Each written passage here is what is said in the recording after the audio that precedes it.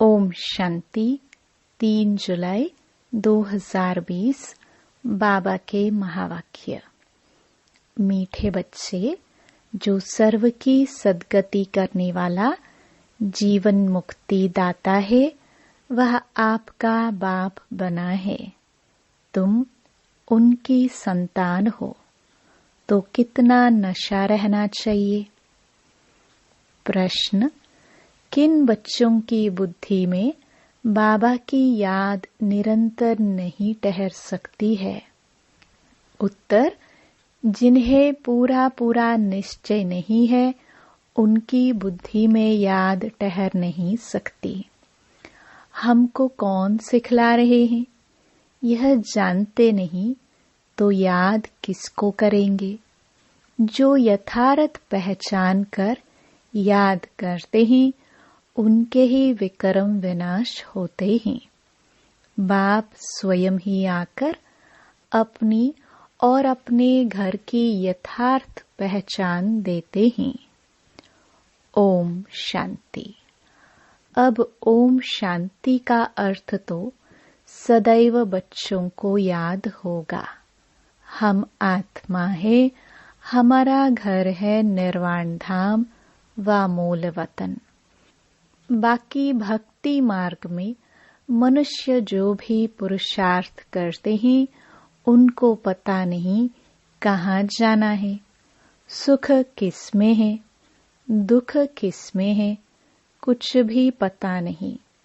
यज्ञ, तप, दान, पुण्य, तीर्थ आदि करते सीढ़ी नीचे उतरते ही आते हैं। अभी तुमको ज्ञान मिला है तो भक्ति बंद हो जाती है। घंटे, घड़ियाल आदि वह वातावरण सब बंद। नई दुनिया और पुरानी दुनिया में फर्क तो है ना। नई दुनिया है पावन दुनिया। तुम बच्चों की बुद्धि में है सुख धाम। सुख धाम को स्वर्ग, दुख धाम को नरक कहा जाता है। मनुष्य शांति चाहते हैं, परंतु वहां कोई भी जा नहीं सकते। बाप कहते हैं, मैं जब तक यहाँ भारत में न आऊं, तब तक मेरे सिवाय तुम बच्चे जा नहीं सकते। भारत में ही शिव जयंती गाई जाती है। निराकार जरूर साकार में आएगा ना। शरीर बिगर आत्मा कुछ कर सकती है क्या? शरीर बिगर तो आत्मा भटकती रहती है, दूसरे तन में भी प्रवेश कर लेती है। कोई अच्छे होते हैं, कोई चंचल होते हैं, एकदम तवाई बना लेती है। आत्मा को शरीर जरूर चाहिए। वैसे ही परमपिता परमात्मा को भी शरीर ना हो तो भारत में क्या आकर करेंगे? भारत ही अविनाशी खंड है। सतयुग में एक ही भारत खंड है और सब खंड विनाश हो जाते हैं। गाते हैं, आदि सनातन देवी देवता धर्म था। यह लोग फिर आदि सनातन हिंदू धर्म कह देते हैं। वास्तव में शुरू में कोई हिंदू नहीं, देवी देवताएं थे। यूरोप में रहने वाले अपने को क्रिश्चियन कहते हैं। यूरोपियन धर्म थोड़े कहेंगे। यह हिंदुस्तान में रहने वाले हिंदू धर्म कह देते। जो दैवी धर्म श्रेष्ठ थे, वही 84 जन्मों में आते धर्म भ्रष्ट बन गए हैं। देवता धर्म के जो होंगे, वही यहाँ आएंगे। अगर निश्चय नहीं तो समझो इस धर्म के नहीं हैं। भल यहाँ बैठे होंगे तो भी उनकी समझ में नहीं आएगा। वहां कोई प्रजा में कम पद पाने वाला होगा। चाहते सब सुख शांति हैं, वह तो होता है सतयुग में। सब तो सुखधाम में जा नहीं सकते। सब धर्म अपने अपने समय पर आते हैं। अनेक धर्म हैं, झाड़ वृद्धि को पाता रहता है। मूल धुर है देवी देवता धर्म। फिर है 3 ट्यूब। स्वर्ग में तो यह हो ना सके। द्वापर से लेकर नए धर्म निकलते हैं। इनको वैरायटी ह्यूमन ट्री कहा जाता है। विराट रूप अलग है। यह वैरायटी धर्मों का झाड़ है। किस्म किस्म के मनुष्य हैं। तुम जानते हो कितने धर्म हैं। सतयुग आदि में एक ही धर्म था, नई दुनिया थी। बाहर वाले भी जानते हैं, भारत ही प्राचीन बहिष्ट था, बहुत साहूकार था। इसलिए भारत को बहुत मान मिलता है। कोई साहूकार गरीब बनता है तो उस पर तरस खाते हैं। बेचारा भारत क्या हो पड़ा है। यह भी ड्रामा में पार्ट है। कहते भी हैं सबसे जास्ती रहमदिल ईश्वर ही है, और आते भी भारत में हैं। गरीबों पर जरूर साहूकार ही रहम करेंगे ना।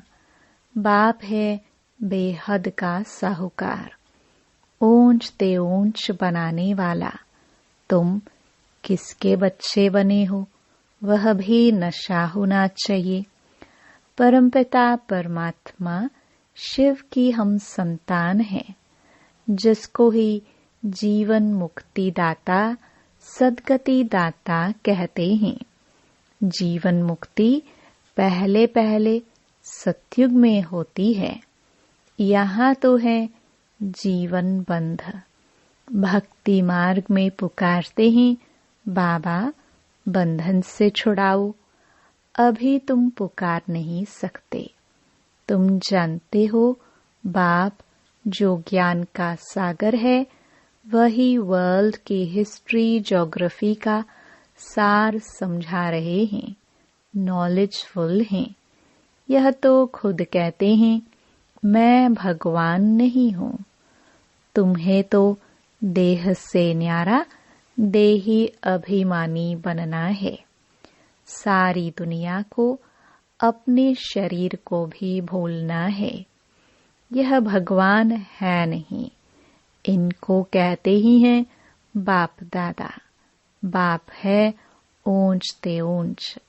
यह पतित पुराना तन है। महिमा सिर्फ एक की है। उनसे योग लगाना है, तब ही पावन बनेंगे। नहीं तो कभी पावन बन नहीं सकेंगे, और पिछाड़ी में हिसाब किताब चुकतो कर सजाए खाकर चले जाएंगे। भक्ति मार्ग में हम सो हम का मंत्र सुनते आए हो।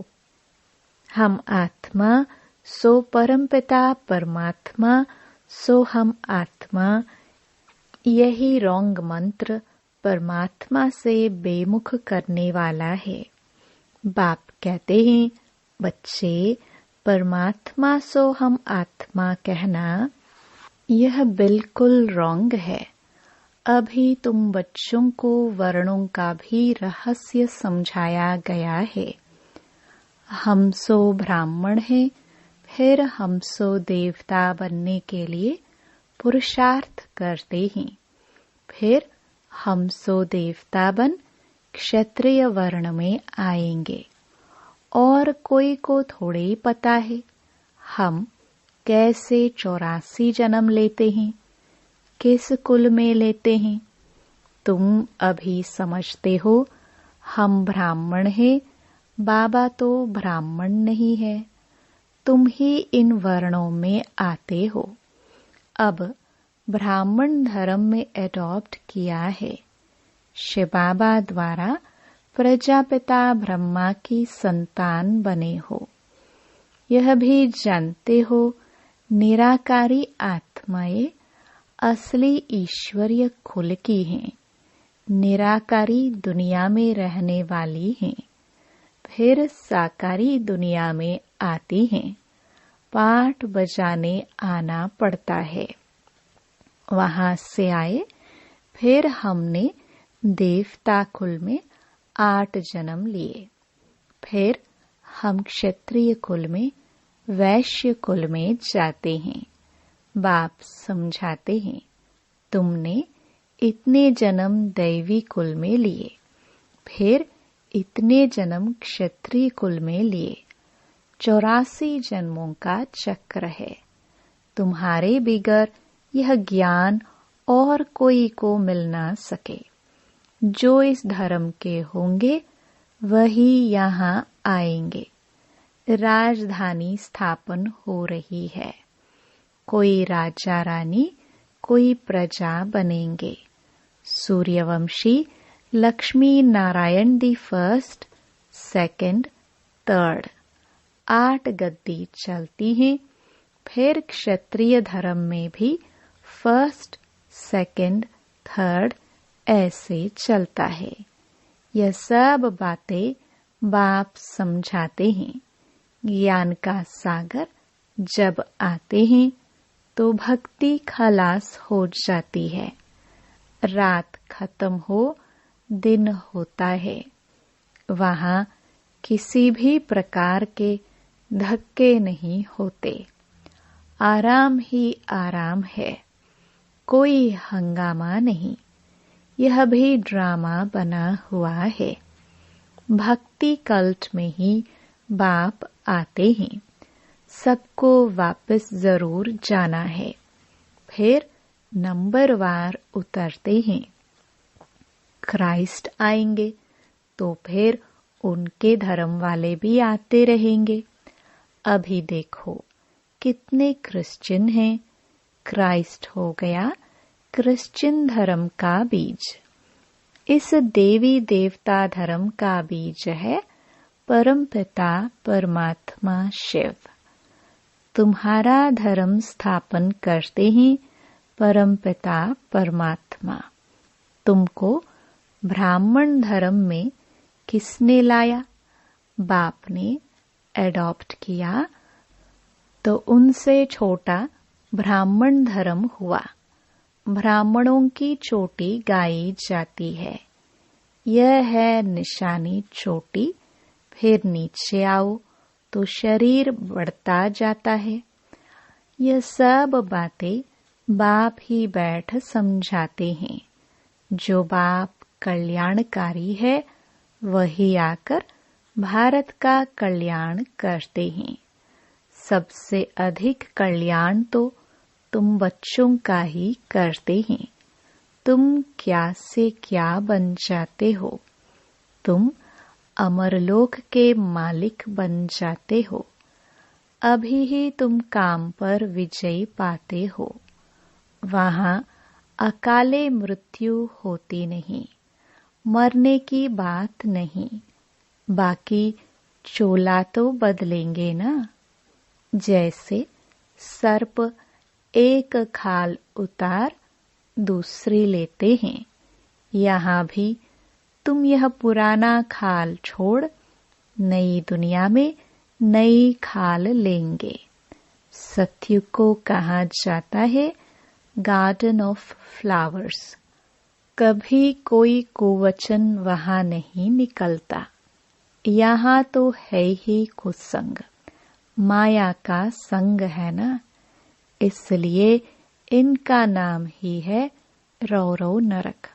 जगह पुरानी होती है तो म्युनिसिपैलिटी वाले पहले से ही खाली करा देते हैं।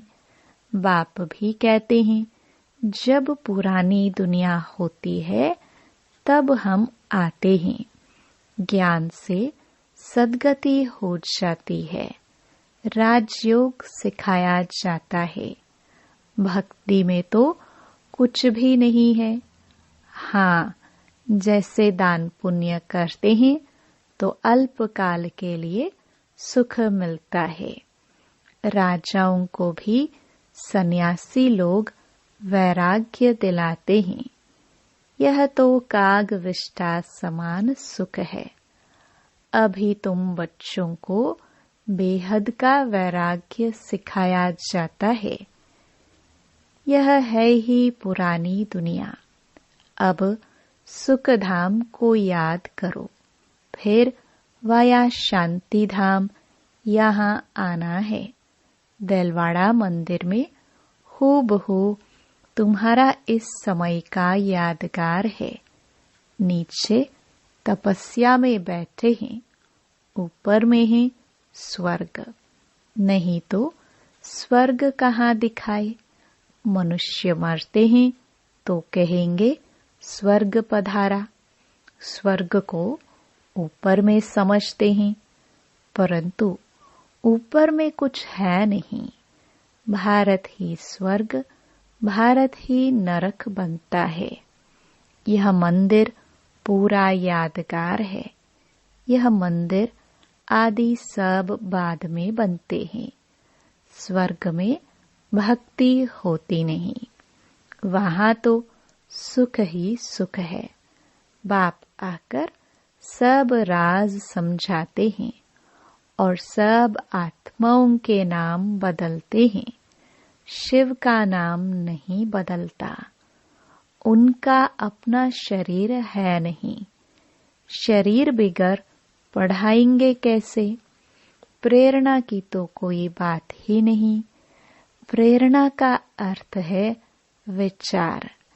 ऐसे नहीं ऊपर से प्रेरणा करेंगे और पहुंच जाएंगे। इसमें प्रेरणा की कोई बात नहीं। जिन बच्चों को बाप की पूरी पहचान नहीं, पूरा निश्चय नहीं, उनकी बुद्धि में याद भी ठहरेगी नहीं।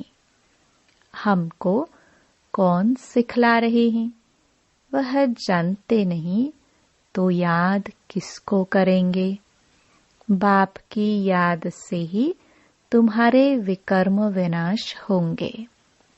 जो जन्म जन्मांतर लिंग को ही याद करते हैं, समझते हैं यह परमात्मा है, उनका यह चिन्ह है। वह है निराकार, साकार नहीं है। बाप कहते हैं मुझे भी प्रकृति का आधार लेना पड़ता है, नहीं तो तुमको सृष्टि चक्र का राज कैसे समझाऊं। यह है रूहानी नॉलेज। रूहों को ही यह नॉलेज मिलती है। यह नॉलेज एक बाप ही दे सकते हैं। पुनर्जन्म तो लेना ही है। सब एक्टर्स को पार्ट मिला हुआ है। निर्वाण में कोई भी जा नहीं सकता, मोक्ष को पा नहीं सकते। जो नंबर 1 विश्व के मालिक बनते हैं वही 84 जन्मों में आते हैं। चक्र जरूर लगाना है। मनुष्य समझते हैं मोक्ष मिलता है। कितने मत मतांतर हैं, वृद्धि को पाते ही रहते हैं। वापस कोई भी जाते नहीं। बाप ही 84 जन्मों की कहानी बताते हैं। तुम बच्चों को पढ़कर फिर पढ़ाना है। यह रूहानी नॉलेज तुम्हारे सिवाय और कोई दे न सके। न शूद्र न देवताए दे सकते। सतयुग में दुर्गति होती नहीं। जो नॉलेज मिले, यह नॉलेज है ही सदगति के लिए। सदगति दाता, लिबरेटर, गाइड एक ही है। सिवाय याद की यात्रा के कोई भी पवित्र बन न सके। सजाए जरूर खानी पड़ेगी, पद भी भ्रष्ट हो जाएगा। सबका हिसाब किताब चुकता तो होना है ना। तुमको तुम्हारी ही बात समझाते हैं और धर्मों में जाने की क्या पड़ी है। भारतवासियों को ही यह नॉलेज मिलती है। बाप भी भारत में ही आकर 3 धर्म स्थापन करते हैं। अभी तुमको शूद्र धर्म से निकाल ऊंच कुल में ले जाते हैं। वह है नीच पतित कुल। अब पावन बनाने के लिए तुम ब्राह्मण बनते हो। इनको रुद्र ज्ञान यज्ञ कहा जाता है। रुद्र शिव बाबा ने यज्ञ रचा है। इस बेहद के यज्ञ में सारी पुरानी दुनिया की आहुति पड़नी है। फिर नई दुनिया स्थापन हो जाएगी। पुरानी दुनिया खत्म होनी है। तुम यह नॉलेज लेते ही हो नई दुनिया के लिए। देवताओं की परछाई पुरानी दुनिया में नहीं पड़ती। तुम बच्चे जानते हो कि कल्प पहले जो आए होंगे वही आकर यह नॉलेज लेंगे। नंबरवार पुरुषार्थ अनुसार पढ़ाई पढ़ेंगे। मनुष्य यहाँ ही शांति चाहते हैं। अब आत्मा तो है ही शांति धाम की रहने वाली। बाकी यहाँ शांति कैसे हो सकती। इस समय तो घर घर में अशांति है। रावण राज्य है ना। सतयुग में बिल्कुल ही शांति का राज्य होता है। एक धर्म एक भाषा होती है। अच्छा मीठे मीठे सिखिलदे बच्चों प्रति माता पिता बाप दादा का याद प्यार और गुड मॉर्निंग। रूहानी बाप की रूहानी बच्चों को नमस्ते। धारणा के लिए मुख्य सार। पहला, इस पुरानी दुनिया से बेहद का वैरागी बन अपनी देह को भी भूल शांति धाम और सुख धाम को याद करना है। निश्चय बुद्धि बन याद की यात्रा में रहना है। दूसरा, हम सो हम के मंत्र को यथार्थ समझकर अब ब्राह्मण सो देवता बनने का पुरुषार्थ करना है। सभी को इसका यथार्थ अर्थ समझाना है। वरदान, 3 सेवाओं के बैलेंस द्वारा सर्व गुणों की अनुभूति करने वाले गुण मूर्त भव। जो बच्चे संकल्प, बोल और हर कर्म द्वारा सेवा पर तत्पर रहते हैं वही सफलता मूर्त बनते हैं। तीनों में मार्क्स समान हैं। सारे दिन में तीनों सेवाओं का बैलेंस है तो पास विद ऑनर व गुण मूर्त बन जाते हैं। उनके द्वारा सर्व दिव्य गुणों का श्रृंगार स्पष्ट दिखाई देता है।